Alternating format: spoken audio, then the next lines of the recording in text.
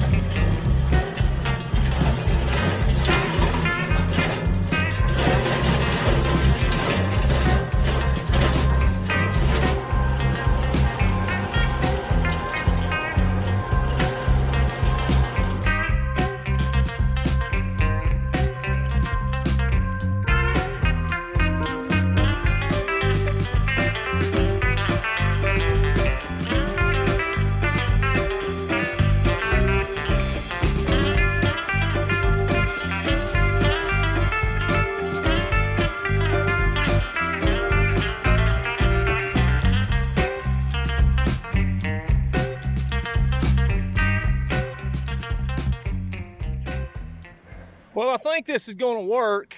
I've got some rock up in here where we had dug this dirt out originally, it had those slate rock in it. That's the reason we had to shorten the pond up. We hit so many rocks. So I've got some rock on this bank. I'll just have to, after I get everything run over, I'm gonna let this, it's supposed to get up to about 75, 80 degrees today. So I'm gonna let the old sun do its thing and then we'll drag over it. But I'll just have to get the bucket on the tractor and come through and pick up a lot of these big rock. But this is, for now, the only place where I've got a bunch. So I think I'll be pretty good shape down here. But that tiller's working pretty good. I'm just trying to take the top 2 inches, just give me a better seed bed. But I'll show you what this erosion mat does. You can see where all that water came through here, and you can see where it caught it here. And just in a matter of 4 feet there, it caught most of that mud. So it seemed to do its job pretty well. So I think the pond bank pretty well maintained its shape. So let's get the rest of it tilled.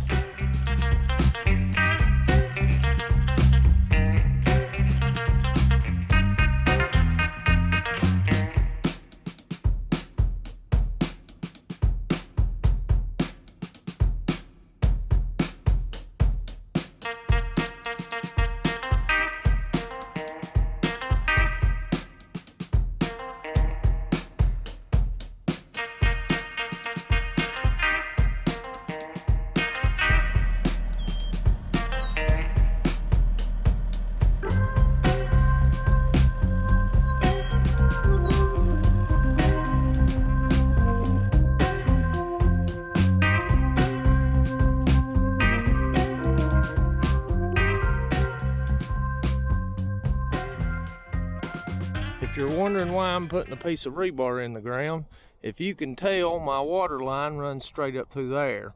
And I could only get a 300-foot joint when I wanted to get it started, so I had to put a joint in it right here and couple it together. So I've indicated off the pond by video to remind myself where it's at. But then I thought I would stick a piece of rebar in there so I could bring a metal detector back and find that, and so I could dig down and find the joint if I ever suspected that I had a leak. So that's why I'm digging a hole, putting a piece of rebar in the ground.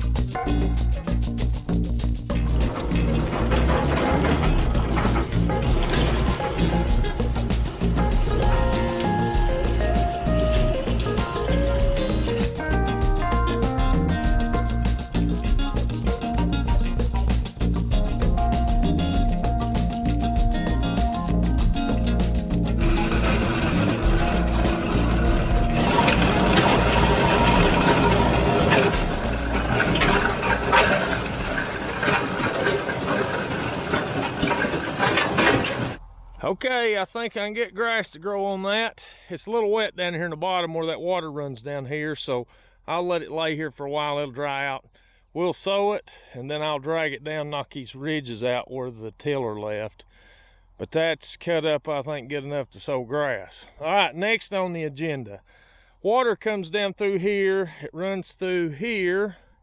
If you saw a few videos ago, I put this drain in. I just took a piece of 24-inch culvert, cut it off, stuck it in the ground, put some rock in the bottom, and then I put a 6-inch tile over to the drainage ditch coming off of the pond. So I missed the lowest part. I was hoping I had it judged that I was in the lowest point to where I get all the water, but I'm still getting some water standing right here. But it's considerably better because water would be standing out in here 2 weeks after it rained. So I'll have to either cut me a little trench down here to my culvert, or take a little dirt in here and feather it and push that water this way. I'll probably end up just taking a machine and cut just a little 2 or 3 inch deep swale and get down here, and I may take and cut me a couple holes in the side and put me some rock on the outside. That way that water can get there and still get in. But I looked, I've got a 12-inch tile up there above the pond, and then I've got this one. I looked and looked and couldn't find any grate, so I had to just make me a rebar grate to set down on top of that. That way if somebody's coming through on a four-wheeler or something, you wouldn't run off in the hole. But I've got to get this slicked up, and then I'll show you what else I got. Okay, you can see the remnants of the flood when the pond overflowed.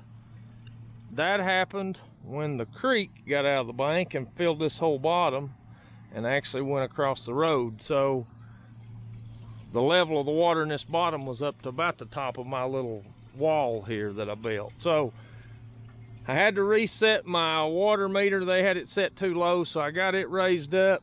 So I've got to get some dirt in here, get all this filled back in and ready to sow, and then slick this bank up from where I had to come in here and dig out all the gravel and the mud that washed from up there. So next on the agenda, let's get the ditch line here slicked up, and then we'll work on this bank.